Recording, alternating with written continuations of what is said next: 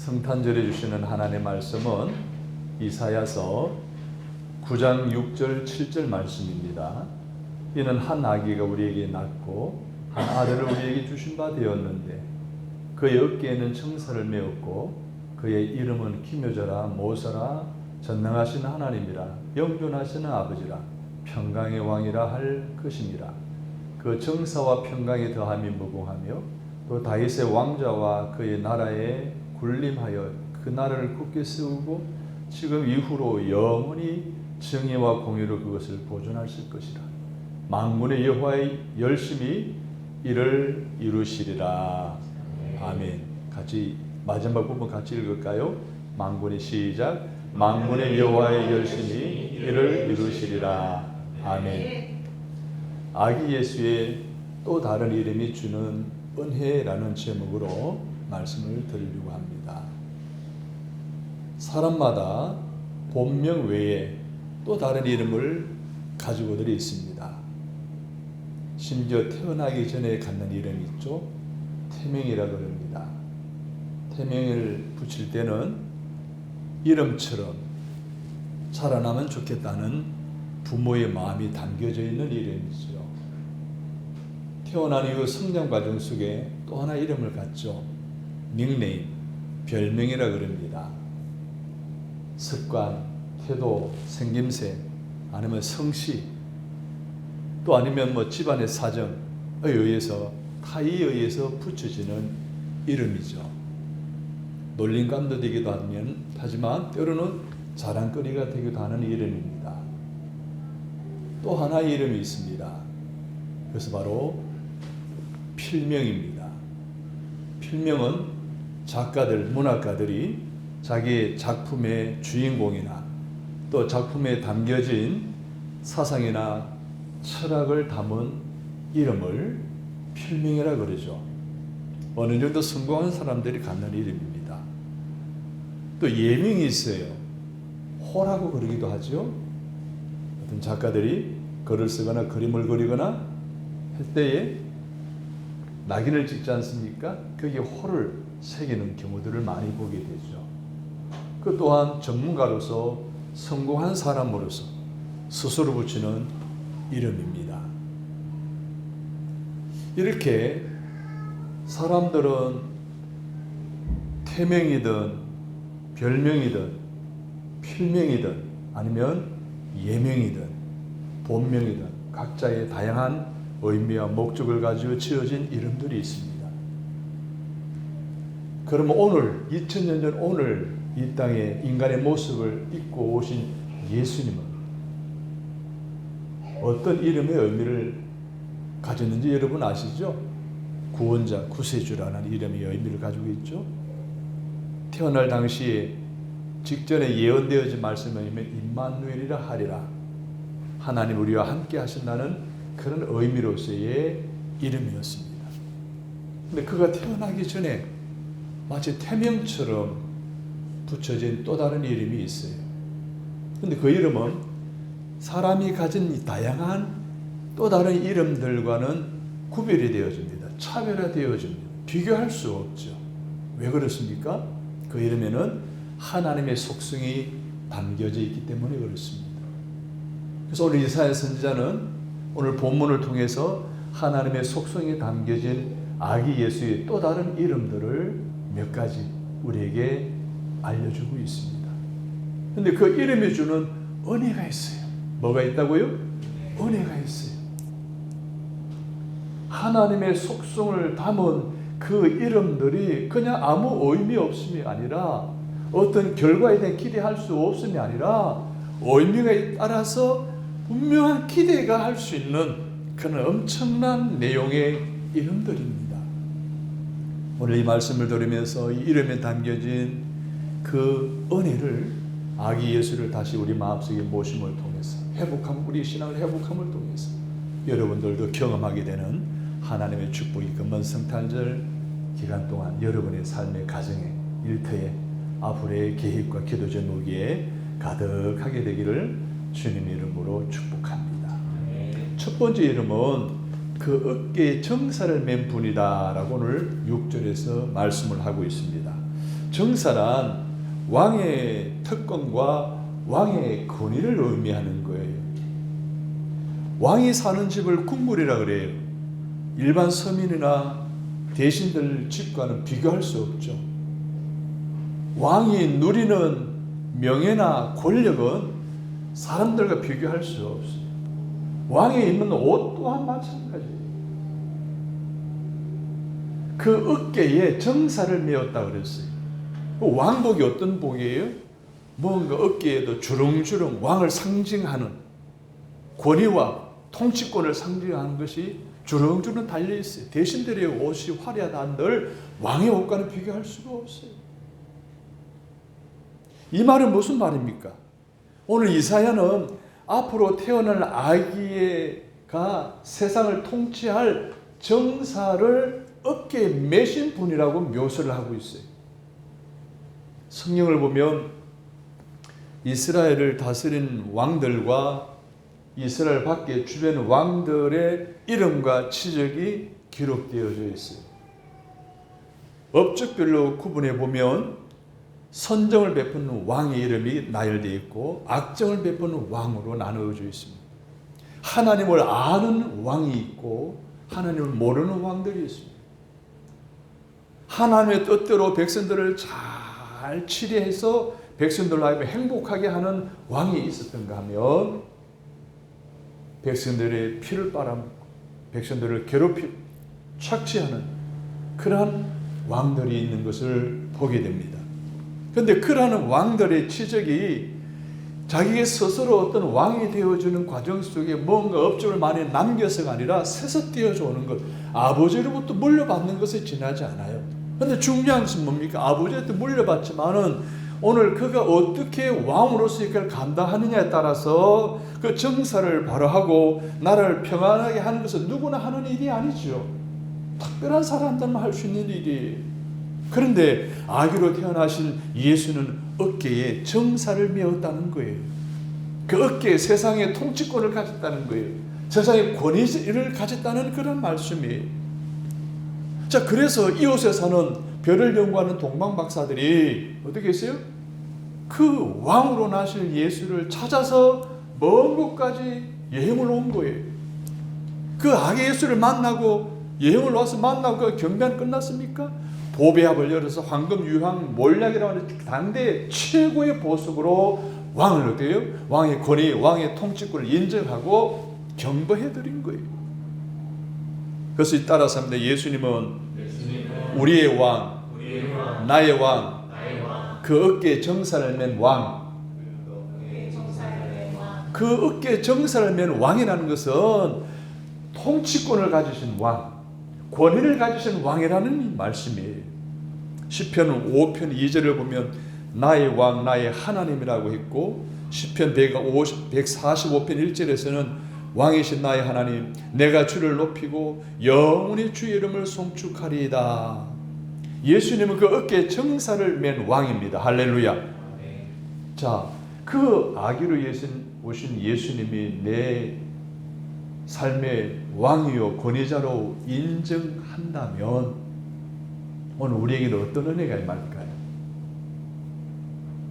지금까지 내 자유의지에 따라 판단하고 결정해오던 그런 방식대로 살아왔던 것을 포기하는 것 아니겠습니까? 내 인생의 왕이 되시고 내 인생의 주관자가 되시는 하나님께 모든 것을 맡기는 것이 되겠죠.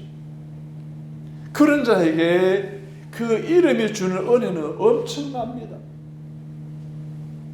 베드로전서 5장 7절에 보면 너희 염려를 다 주께 맡기라. 이는 그가 너희를 돌보심이라. 할렐루야. 왕이 되시는 예수님에게 내 인생의 모든 문제를 맡기라는 거예요. 내 뜻대로 살려고 했던 모든 자유의지를 내려놓음으로 앞으로의 여러분의 미래를 예수님께 온전히 맡겨버리고 그분만 높이고 송축할 때에 그분이 오늘 우리를 돌보신다는 사실을 믿으시기를 바랍니다. 돌보시는 은혜 가운데 살아가는 성탄절을 보내는 저와 여러분 다 되시기를 주님 이름으로 축복합니다. 두 번째로는 기묘자 모사라고 했습니다. 기묘자라는 의미는 초월자, 뛰어나신 분, 탁월하신 분이라는 뜻이에요. 모사는요, 가르치는 자, 그리고 지혜자라는 뜻이에요. 그러니까 김여자 모사라는 것은 태어나신 아기 예수님이 뛰어나신 분이라는 거예요. 뛰어나신 분이기에 어릴 때부터 남달랐죠. 예수님이 12살에 유월절을 맞이해서 부모님과 함께 예루살렘 성전에 순례를 갔습니다. 다 본례를 마쳐 집에 오려고 하는데 요셉 마리아가 보니까 예수님이 사라진 거예요. 하루 온종일 찾아다닙니다. 나중에 찾았는데 어디서 만납니까? 성전 안 회당에서 율법사들과 함께 성경을 토론하고 나누고 대화하는 모습을 보게 됩니다. 12살짜리가 율법사들과 율법을 논한다는 것, 율법을 토의한다는 것은 여러분 이건 예사로운 일이 아니죠. 예수님 가방끈이 짧으신 분이, 홈스쿨하신 분이, 그런데도 가정교육이 아주 철저히 잘 되어졌습니다.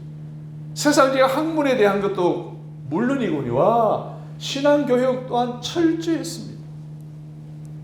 그 결과 그의 유아 시절과 그리고 청소년 시절에 그를 향한 두 구절의 표현이 누가복음 2장 40절과 52절에 기록되어 있습니다. 예수님은 하나님과 사람에게 사랑받으며 자라났고 지혜와 키가 자라며 강하여졌고 하나님의 은혜가 그 위에 임하여 믿음이 자라나서 김여자로서 모사로서의 뛰어나고 탁월한 리더십과 영성으로 충만했다라고 했습니다. 그런데 우리가 더 주목할 것은 그 김여자이시고 모사이신 예수님을 내 마음속에 모시는 순간, 영접하는 순간 나도 뛰어난 사람이 된다는 거예요. 왜? 그 예수님은 지혜자이시기 때문에 그렇습니다. 여러분, 노벨상이 수여된 이후로 지금까지 노벨상을 수상한 사람들은 거의 다 기독교인인 건 아시죠? 하나님을 믿는 사람들이었습니다. 종교별로 분포해보면 불교나 이슬람권이나 아니 힌두교권 다 해도 비교가 안 될 정도로 기독교인들이 노벨상을 받은 것을 보게 됩니다. 그 이유가 무엇입니까? 예수를 믿으면 뛰어난 지혜의 사람이 되기 때문입니다. 할렐루야. 사랑하는 성도 여러분, 성탄하신 예수님을 기쁨으로 맞이하는 여러분들과 오늘 이곳에 참여한 우리 아이들 모두도 부모님의 사랑과 하나님의 은혜 가운데서 자라고 성장하여 앞으로 각계각층에 많은 사람들에게 선한 영향력을 끼치는 예수님 같은, 요셉 같은, 솔로몬 같은, 사도 바울 같은 훌륭한 그리스도인이 다 되어지는 놀라운 성탄의 은혜가 함께 하시기를 주님의 이름으로 축복합니다. 세 번째 예수님의 이름은 전능하신 하나님, 영존하신 아버지라고 말하고 있습니다. 6절을 보십시오. 전능하신 하나님이라 영존하신 아버지라고 했습니다. 아기 예수를 전능하신 하나님이라 영존하신 아버지라고 말하고 있는 거예요.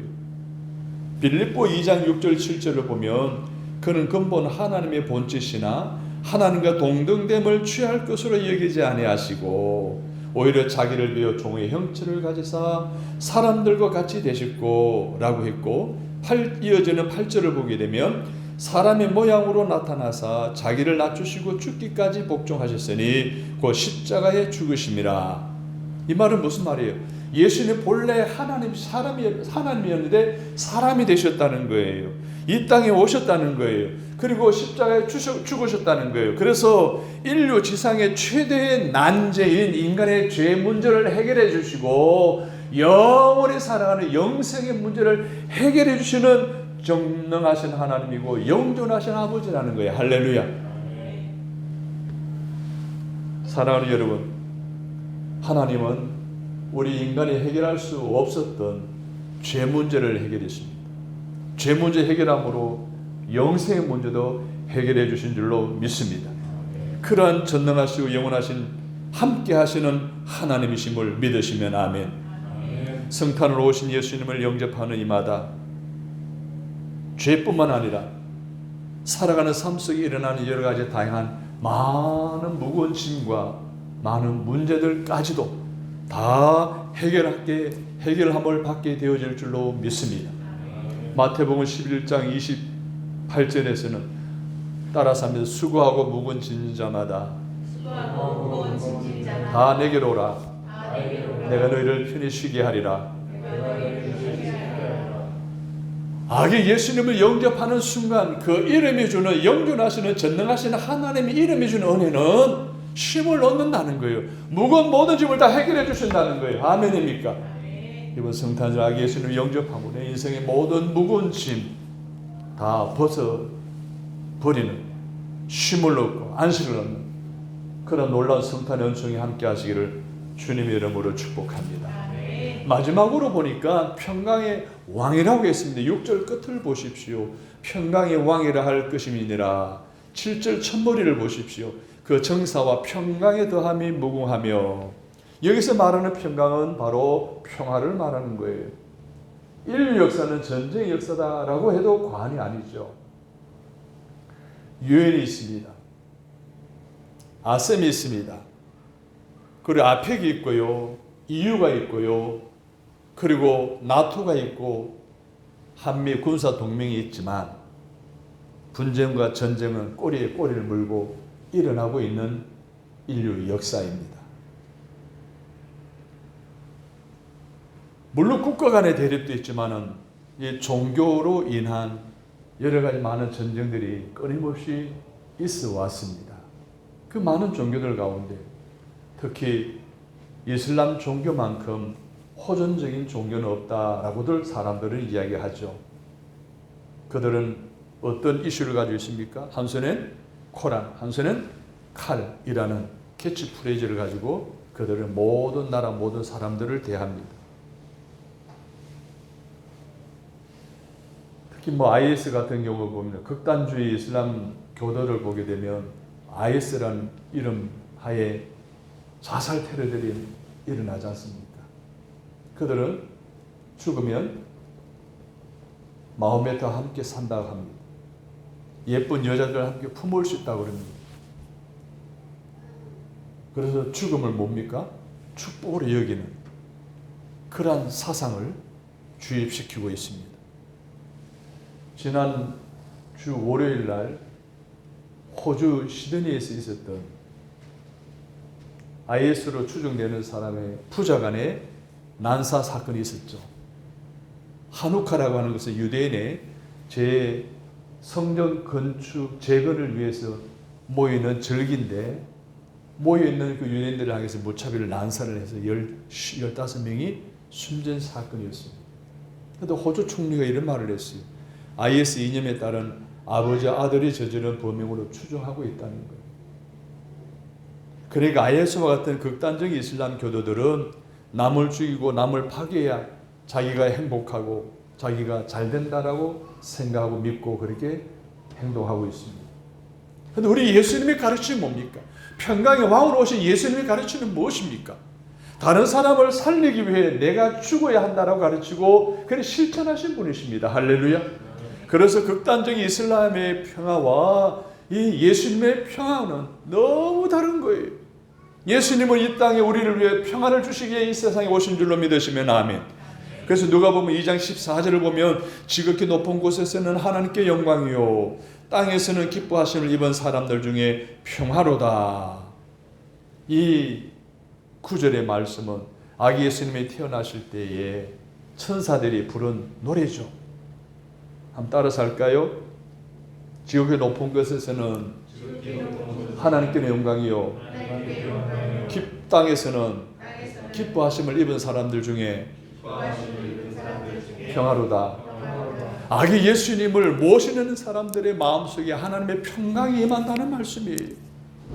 성도 여러분, 내 삶의 정사를 메신 주권자이시고 규모자이며 모사이신 뛰어나신 분이시고 영존하시고 전능하신 하나님을 우리 가운데 오신 예수님은 오늘 우리를 위해 우리에게 평화를 주시기 오셨고 우리를 살리기 위해 오셨고 우리에게 생명을 주러 오신 줄로 믿습니다.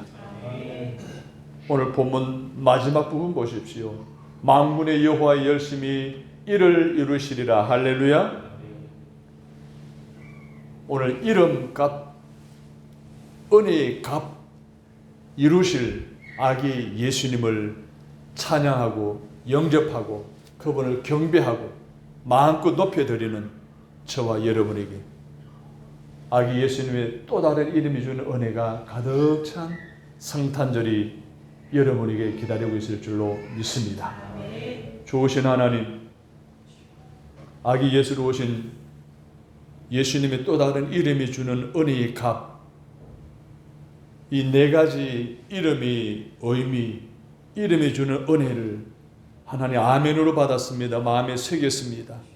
성탄절 내내 그 말씀을 묵상할 때마다 그 은혜가 내 삶 속에 녹아들게 하옵소서.